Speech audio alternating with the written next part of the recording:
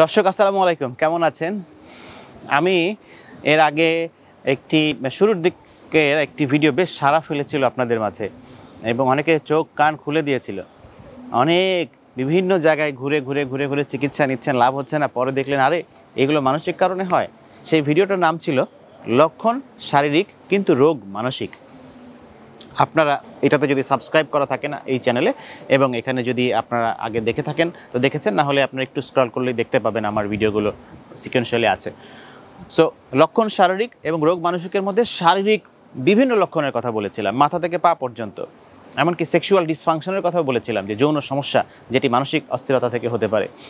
আজকে সেরকমই একটি কাছাকাছি ভিডিও করব, কিন্তু এখানে আরেকটু স্পেসিফিক। আজকে শুধু খাদ্যনালী এবং খাদ্যন্ত্র এবং অর্থাৎ এই যে গ্যাস্ট্রো ইন্টেস্টাইনাল সিস্টেম আমাদের, বা পেটের মুখ থেকে শুরু করে পেট পর্যন্ত এই যে আমাদের বিভিন্ন অঙ্গ বা অন্ত্র যাই আছে না কেন বা সিস্টেম, এইটার কিছু কিছু সমস্যা যেগুলো বাহ্যিকভাবে দেখলে মনে হবে এটা তো অ্যাসিডিটির সমস্যা, এটা তো গ্যাস্ট্রিকের সমস্যা, ইত্যাদি ইত্যাদি ইত্যাদি ইত্যাদি, কিন্তু কারণ হতে পারে মানসিক, যেটাকে বলাই আছে যে ফাংশনাল জিআই বা গ্যাস্ট্রো ইন্টেস্টাইনাল ডিসঅর্ডার বলা হয়। অর্থাৎ মানসিক কারণে পেটের সমস্যা বলে আলাদা রোগী আছে কিছু।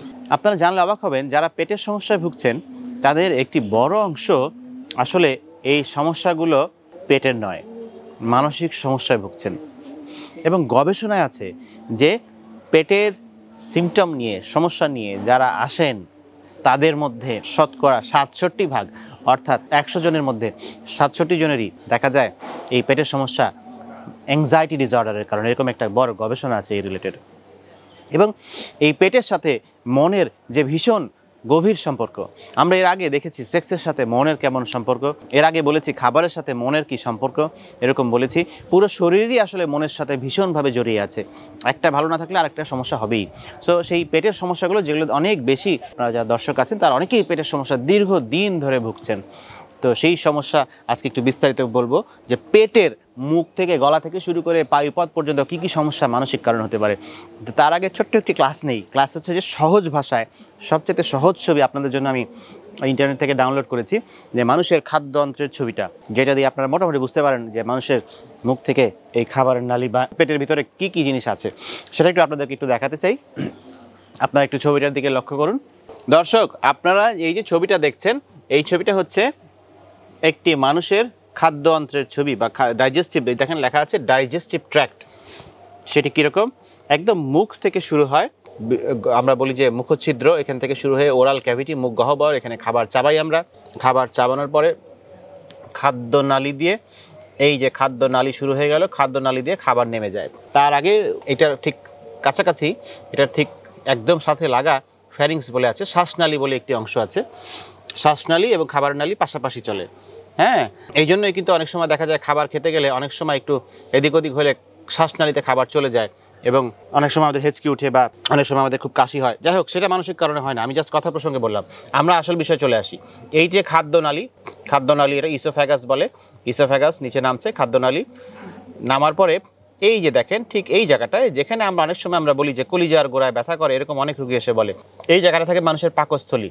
খাবার এখানে নামতে নামতে পাকস্থলী নামে এই ব্যাগ বা থলির মতো অংশের মধ্যে এসে পৌঁছায় খাবারটা, এই পাকস্থলী বা স্টমাক। আর এই খাদ্যনালীকে ইংরেজিতে বলে ইসোফ্যাগাস। স্টমাক শেষ হওয়ার পরে খাবারের অন্ত্র আছে কিছু, খাদ্য অন্ত্র আমরা বলি, ক্ষুদ্রান্ত্র, বৃহদান্ত্র, স্মল ইন্টেস্টাইন, এই যে ছোটো ছোটো পেছানো পেছানো, আর এই যে একটা দেখেন উপরের দিকে উঠলো, আবার আড়াআড়ি, আবার নিচের দিকে, এটাকে বলি আমরা বৃহদান্ত্র, বড় অন্ত্র, আর একটা ছোটো অন্ত্র, এবং তারপরে নিচের দিকে নেমে গেল পায়ুপথ, মলাশয়, পায়ুপথ, রেকটাম, অ্যানাস। এই হচ্ছে আমাদের খাবারের নালীর একটি সহজ সরলীকরণ চিত্র। এখন কথা হলো যে মানসিক রোগের সাথে এটার কি সম্পর্ক? একজন সাইকিয়াট্রিস্ট, একজন মানসিক রোগের ডাক্তার কেন এইগুলা দেখাচ্ছে? আপনারা জানলে অবাক হবেন। এই খাদ্যনালীতে মানসিক সমস্যার কারণে সমস্যা হতে পারে, স্টমাকে মানসিক সমস্যার কারণে, পাকস্থলীতে মানসিক সমস্যার কারণে সমস্যা হতে পারে, ক্ষুদ্রান্ত্রে সমস্যা হতে পারে, বৃহদান্ত্রে সমস্যা হতে পারে। এখন কথা হলো যে মানসিক রোগের সাথে কিভাবে পেটের সমস্যা, মানে যোগসূত্রটা কি? যোগসূত্র বৈজ্ঞানিক ব্যাখ্যা দিচ্ছি আমি, এটা আমার মন গড়া কথা না। সেটা হচ্ছে যে মানুষের যখন স্ট্রেস বা অ্যাংজাইটি বা টেনশন বা চাপে থাকে, তখন ব্রেইনে কিছু রাসায়নিক পদার্থ নির্গত হয় ব্রেইন থেকে, যেমন অ্যাড্রেনালিন একটি সেরকম স্ট্রেস থেকে বের হয়। এইটা হলে তখন দেখা যায় এখানে কিছু চেঞ্জ আসে। আবার আমরা বলি যে একটি নার্ভ, ব্রেইন থেকে একটি নার্ভ বা স্নায়ু এই খাবারের নালীকে সংযোগ করে একটি নার্ভ, বা যেরকম একটি বিদ্যুতের লাইন একটা থেকে এক জায়গা থেকে আরেক জায়গায় তারের মধ্যে দিয়ে সংযোগ হয়, তেমনি যেমন মেইন পাওয়ার লাইন থেকে আপনার বাসা পর্যন্ত আসে, তেমনি ব্রেইন থেকে নার্ভ, একটা ভেগাস নার্ভ বলে একটি নার্ভ আছে, সেই নার্ভ খাদ্যনালীতে একটা সংযোগ দেয়। মেইন বিদ্যুৎ স্টেশনে যখন আপনার সমস্যা হয়, আপনার বাসায়ও কিন্তু বিদ্যুৎ কানেকশন নষ্ট হয়ে যায়, ভোল্টেজ কমে যায়, ইত্যাদি সমস্যা দেখা যায়, তাই না? তো কাজেই যখন আপনার ব্রেনের মধ্যে চাপ থাকবে, ব্রেনের মধ্যে টেনশন থাকবে, যখন সেখানে অস্থিরতা থাকবে, তখন আপনার এই ভেগাস নার্ভের মাধ্যমে এই জায়গায় সমস্যা হতে বাধ্য। এখন এখানে কি কি সমস্যা হবে সেগুলো একটু আপনাদেরকে দেখাতে চাই। এই যে ইসোফ্যাগাস, খাবারের নালী, এইটার উপরে এবং নিচে এই জায়গায় এবং এই জায়গায় যেখানে পাকস্থলীর সাথে সংযোগ হচ্ছে, এই জায়গায় কিছু আমরা বলি যে স্ফিংটার নামে কিছু অংশ আছে, যেখানে কিছু মাংস, মাস্কুলার কিছু অংশ আছে, যে কিছু মাংসপেশিদের টাইট করে বাঁধা, মানে প্রায় বলতে পারেন যে রাবার ব্যান্ডের মতো এরকম একটা স্ট্রাকচার আছে। এটার কাজ কি? এটার কাজ এই যে খাবার যখন এখান থেকে নিচে নামবে, এটাকে কন্ট্রোল করা, যেন উপরটার কাজ হচ্ছে যেন শ্বাসনালীতে ঢুকে না যায়, আর নিচেরটার কাজ হচ্ছে যেন এই খাবার যখন গিলতে থাকবে তখন অটোমেটিক এটা ঢিলা হয়ে যাবে, ঢিলা হয়ে গেলে খাবার নিচে নামবে, আবার খাবার গেলা শেষ, এটা আবার টাইট হয়ে যাবে, টাইট হয়ে গেলে এটা উপরে উঠতে বাধা দিবে, উপরে আর উঠবে না খাবার। এটা হচ্ছে এটা স্বাভাবিক কাজ। কিন্তু যখন একজন মানুষ টেনশনে থাকেন তখন কি হয়? তখন এই যে এই স্ফিংটারটা একটু যতটা টাইট হওয়ার কথা ততটা টাইট আর থাকে না, অনেক সময় দেখা যায় একটু লুজ হয়ে যায়। লুজ হয়ে গেলে কি হয় জানেন? তখন এখান থেকে খাবার উপরের দিকে ওঠা শুরু করে, তার আসল কাজ করতে পারছে না, লুজ হয়ে গেছে। লুজ হয়ে গেলে খাবার উপরের দিকে উঠে গেল, খাবার উপরের দিকে উঠে গেলে কি হবে? তখন বুক জ্বালা পোড়া করতে পারে, তখন বুকে ব্যথা করতে পারে, আমরা বলি যে ইসোফেজিয়াল পেইন, বা খাবারের নালিশ যে উপরের দিকে উঠে গেলে তখন বুক জ্বালা পোড়া এবং বুকে ব্যথাও করতে পারে। বুকে ব্যথা আরেকটা কারণ আছে, সেটা হচ্ছে এই খাবারের নালীটার অস্বাভাবিক সংকোচন প্রসারণ শুরু হয়ে যায় যখন টেনশনে থাকে মানুষ। নর্মালি এটা একটা সংকোচন প্রসারণের মধ্যে দিয়ে খাবারকে নিচে নামায়, কিন্তু যখন এটা অস্বাভাবিক হয় তখন আবার বুকে ব্যথাটা বেশি হয়। আমরা বলি নন কার্ডিয়াক চেস্ট পেইন, এটা মানসিক সমস্যার কারণে, ফাংশনাল কারণে হতে পারে। আচ্ছা, তারপরে আর কি হতে পারে? অনেক সময় দেখা যায় আমরা বলি যে খাবার উপরে একদম মুখের কাছে চলে আসে, ঢেকুর উঠে উঠে মুখের কাছে খাবার চলে আসতেছে, হ্যাঁ, এইগুলো রুমিনেশন বলা হয়। অর্থাৎ বুক জ্বালা পোড়া, বুকে ব্যথা, খাবার উপরের দিকে উঠে আসা, এমনকি অনেকে বলেন যে গলার কাছে কিছু একটা দলা পাখি আটকে আছে, এরকম একটা অনুভূতি, গ্লোবাস বলে যেটাকে, এর আগেও একবার আমি বলেছি। এই কয়েকটা সিমটম খাদ্যনালীতে হতে পারে। এই সিমটম হওয়া মানেই মানসিক রোগের কারণে হচ্ছে তা আমি বলি নাই। এই সিমটম শারীরিক রোগের কারণেও হতে পারে, কিন্তু মানসিক রোগের কারণেও এগুলো হতে পারে। অনেকেই আছে দেখবেন যে প্রথমে তো মানসিক রোগের কারণে কেউ আপনারা যাবেন না, যাওয়ার কথাও না, কারণ শুরুতে সমস্যাটা যেহেতু এটা শারীরিক, পেটের ডাক্তারের কাছেই যাওয়ার কথা, তাই যান, কিন্তু কিছুই খুঁজে পান না, তখন ডাক্তার ঘুরতে থাকেন।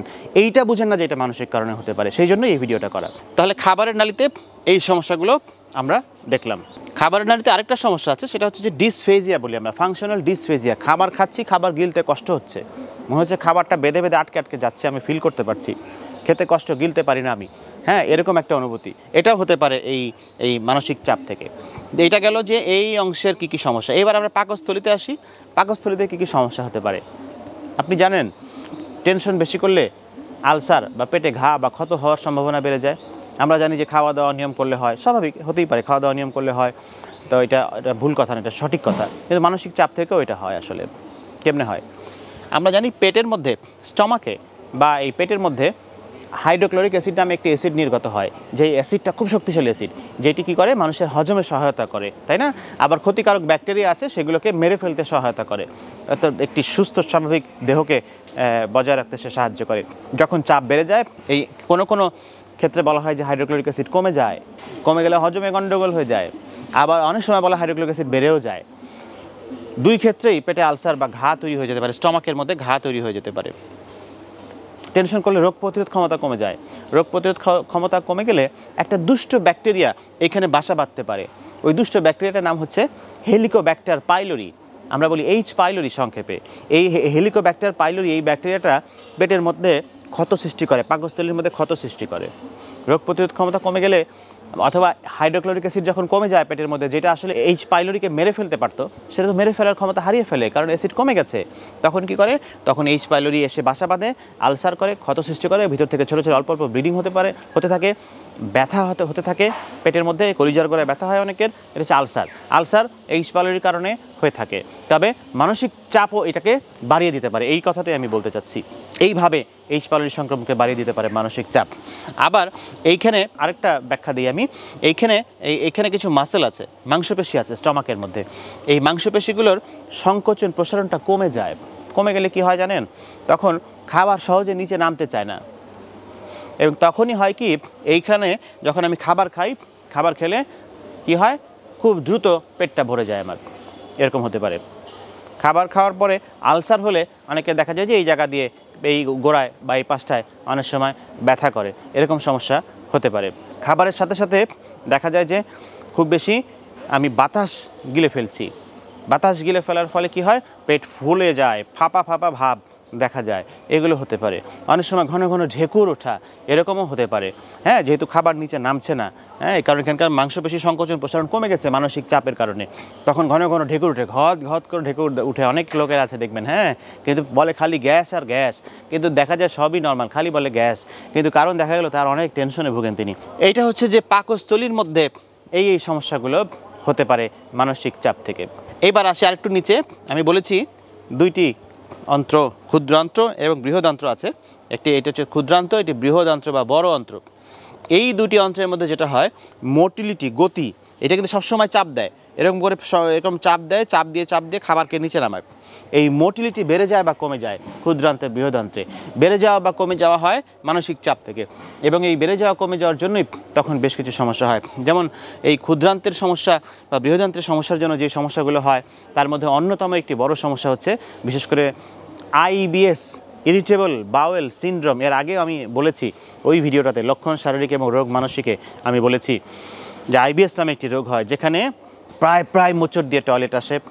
কিছু একটা জায়গায় দাওয়াত খেলে, কিছু একটা তৈলাক্ত কিছু খেলে পরদিনই 2-4 বার টয়লেট চলে আসে, প্রত্যেক দিন সকালে 2-4 বার মোচড় মারে, এবং তো আপনি বাসা থেকে বের হয়ে গেছেন, আবার ফিরে আসতে হয় যে পেটটা ক্লিয়ার হলো না, এবং বারবার টয়লেটে বসছেন, যতটা না মল ত্যাগ হচ্ছে তার থেকে বেশি বায়ু নির্গত হচ্ছে, এবং আপনার ক্লিয়ার ফিল হচ্ছে না, আপনার অস্বস্তি ফিল হচ্ছে, এবং আপনি প্রত্যেকবার টয়লেট থেকে আসার পর ক্লান্ত হয়ে যাচ্ছেন। কিছুদিন একটানা খালি পাতলা পায়খানাই চলতে থাকে, আবার মাঝে মাঝে দেখা যায় পায়খানা কষা হয়ে যায়, এই যে অল্প কিছু খেলেই পেটের মধ্যে মোচড় মারে, বুটভাট করতে থাকে, এই সমস্যাগুলো হতে থাকে। IBS-এর এগুলো উপসর্গ আর কি। তো এই IBS-এর কিন্তু বলা হয়ে থাকে প্রথম এবং প্রধান কারণই মানসিক। যে IBS কেন হয়, এই ক্ষুদ্রান্ত বৃহদান্ত্রের যখন সমস্যা হয় মানসিক চাপের কারণে, মোটিলিটি বা গতি কমে যায়, বা মোটিলিটির তারতম্য হয়, বেড়েও যেতে পারে গতি, বেড়ে গেলে ডায়রিয়া হয়, বেশি গতি তা খালি পায়খানাই হচ্ছে, খালি টয়লেটই হচ্ছে, খালি ডায়রিয়াই হচ্ছে, এরকম হতে পারে। আবার গতি কমে গেলে কি হয়, গতি কমে গেলে কনস্টিপেশন হয়, বা কোষ্ঠকাঠিন্য হতে পারে, পায়খানা সহজে হতে চায় না, এরকম হতে পারে, যেগুলো মানসিক সমস্যা থেকে হতে পারে। এবং সবচেয়ে গুরুত্বপূর্ণ আমরা বলি যে বার্বুলেন্স মানে কি, এখানে 3টা জিনিস আছে। একটা হচ্ছে আমরা বলি পেটের মধ্যে গুড় শব্দ করা একটা, নাম্বার 2 হচ্ছে আপনার পেটটা ফোলা লাগা, ফাঁপা লাগা, এবং আমরা বলি যে আরেকটা হচ্ছে যে খুব বেশি ফ্ল্যাটুলেন্স, মানে কি, মানে হচ্ছে যে বেশি বায়ু নির্গত হওয়া। এই 3টা জিনিস এই জায়গার সমস্যার কারণে হতে পারে, ক্ষুদ্রান্ত বৃহদান্ত্রের সমস্যার কারণে হতে পারে, এবং সেটা মানসিক চাপ থেকে এরকম হওয়ার সম্ভাবনা প্রবল। শারীরিক কারণেও হতে পারে, আমি বারবার বলছি, কিন্তু মানসিক কারণেও যথেষ্ট এরকম সমস্যা দেখা যায়, এবং পরীক্ষা নিরীক্ষা করলে দেখা যায় তার অলমোস্ট সব কিছুই নর্মাল। আমরা এর আগে একটা জায়গায় বারবার বিভিন্ন জায়গায় বলেছি যে সাইকোজেনিক ভমিটিং হয় অনেক সময়, স্ট্রেস বা চাপে পড়লেই বমি আসে, বমি লাগে, সেটা এই জায়গার সমস্যার কারণে হতে পারে, খাদ্যনালীর সংকোচন প্রসারণের সমস্যার কারণে হতে পারে। বিশেষ করে পাকস্থলীতে মাসেলগুলো যেহেতু সংকোচন কমে যায়, প্রসারণ কমে যায়, খাবার নিচে নামতে পারে না, উল্টা দিকে উঠে যায়, তখন ওই বমি ভাবটা বেশি আসে। পরীক্ষার আগে দেখবেন অনেকের, পরীক্ষার আগে ভাইবার আগে খালি বমি আসে, কিছু খেতে পারে না, কিছু খেলেই বমি আসে, কারণ হচ্ছে যে ব্যাখ্যাটা হচ্ছে এইটা। এইবার চলে আসি একদম মলাশয়, রেকটাম এবং পায়ুপথ, মলাশয় পায়ুপথে চলে আসি, যেখানেও কিছু সাইকিয়াট্রিক ম্যানিফেস্টেশন হতে পারে, বা মানসিক সমস্যার কারণে এখানে কিছু সমস্যা হতে পারে। কোষ্ঠকাঠিন্য, এটা আপনার খাদ্যাভ্যাসের জন্য হতে পারে, অন্য কোনো শারীরিক রোগের জন্য হতে পারে, ওষুধের জন্য হতে পারে কোনো, তবে সোললি শুধু মানসিক কারণে কোষ্ঠকাঠিন্য হতে পারে। পায়খানা করতে গিয়ে প্রচণ্ড ব্যথা পাওয়া বারবার, সেটাও মানসিক কারণে হতে পারে। আমরা বলি ফাংশনাল ডিসকেজিয়া, আমরা বলি এটাকে। তবে মনে করেন না পায়খানায় ব্যথা হলেই এটা মানসিক কারণে, এটা প্রথমে আপনার শারীরিক কারণগুলো অবশ্যই নির্ণয় করতে হবে যে এরকম কোনো কিছু কারণ আছে কি না। এখন তাহলে এই সমস্যাগুলো যদি মানসিক কারণে হয়ে থাকে তাহলে চিকিৎসা কী? আপনারা অনেকেই বলেন যে এই লোকটা চিকিৎসা বললো না, বা অনেকের ক্ষেত্রেই আমি দেখেছি ভিডিওতে বলেন, ডাক্তাররা যখন ভিডিও দেন, বা চিকিৎসা তো আসলে আমি বারবার বলেছি এটা এত সহজ না যে আপনার এই সমস্যা এই ওষুধ খান, এরকম না।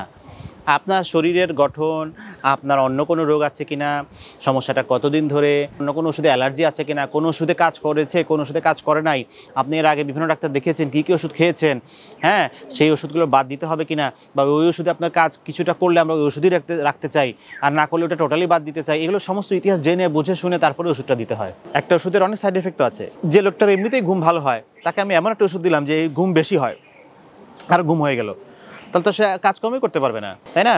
আর যে লোকটার বলে এমনিতেই বমি বমি হয়, তাকে এমন একটা ওষুধ দিলাম তার আরও বমি ভাব বেড়ে গেল।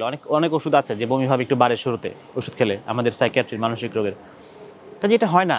এভাবে আপনি অনেকেই আমাকে ফোন দিয়ে বলেন আমার এই সমস্যা, একটু যদি একটা ওষুধ বলে দিতেন, এটা আসলে হয় না। তো যাই হোক, যেটা বলছিলাম, তাহলে এই রোগের চিকিৎসা কি? এই রোগের চিকিৎসা হচ্ছে কেন এটা হইতেছে আপনার কারণটা খুঁজে বের করা।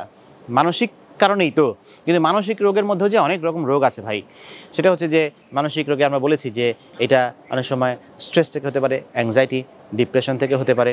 অনেক সময় আমরা বলি ইলনেস অ্যাংজাইটি ডিসঅর্ডার, আমার কোনো বড় রোগ হয়েছে এই চিন্তা থেকে, এটাই একটা রোগ।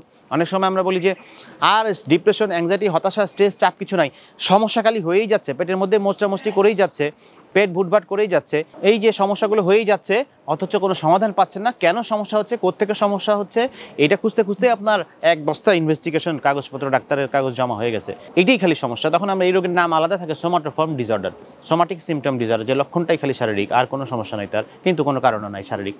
যাই হোক, তো এই রোগের চিকিৎসা হচ্ছে সেই কারণগুলো খুঁজে বের করা, রোগীকে ইতিহাস পর্যালোচনা করে কারণগুলো খুঁজে বের করা এবং কারণ নির্ণয় করে সেই অনুযায়ী চিকিৎসা। ওষুধ এখানে বড় ভূমিকা পালন করে, পাশাপাশি যদি লাগে তখন কাউন্সেলিং বা সাইকোথেরাপি অনেক সময় দিতে হয়।